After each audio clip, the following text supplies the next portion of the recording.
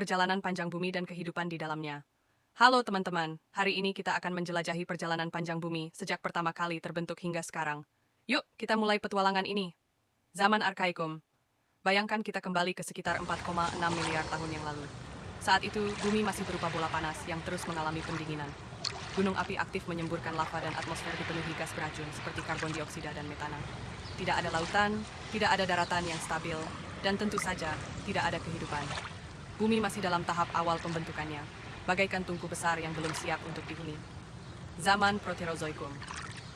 Lompat ke 2,5 miliar tahun lalu, dan kita mulai melihat perubahan besar. Lautan telah terbentuk, dan di dalamnya mulai muncul mikroorganisme pertama, seperti bakteri dan ganggang. Organisme ini sangat sederhana, tetapi mereka memiliki kemampuan luar biasa, yaitu fotosintesis.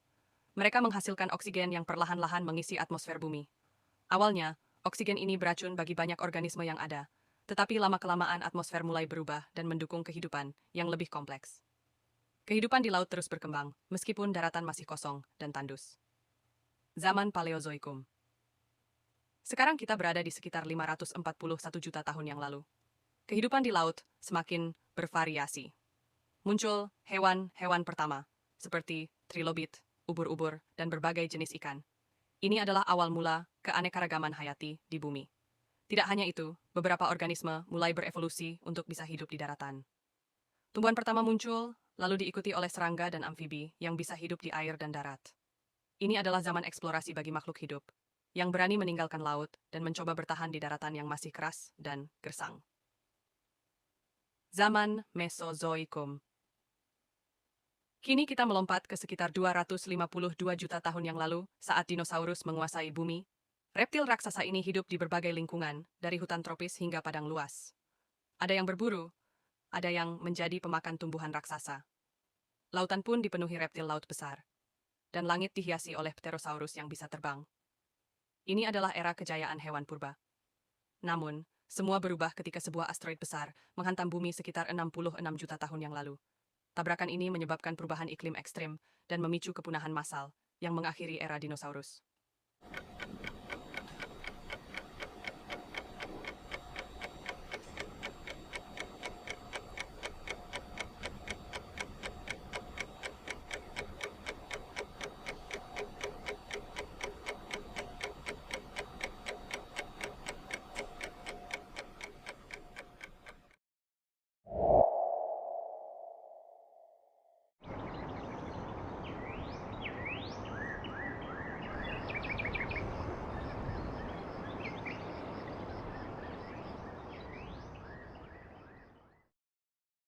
Zaman Kenozoikum.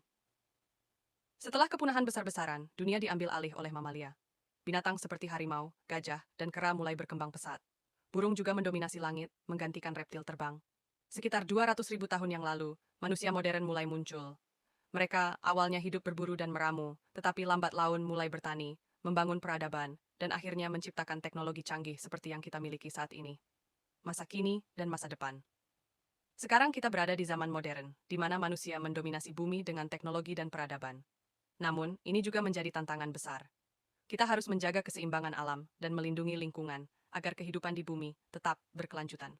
Perjalanan bumi masih panjang, dan kita sebagai manusia harus berperan dalam menjaga keindahannya untuk generasi mendatang.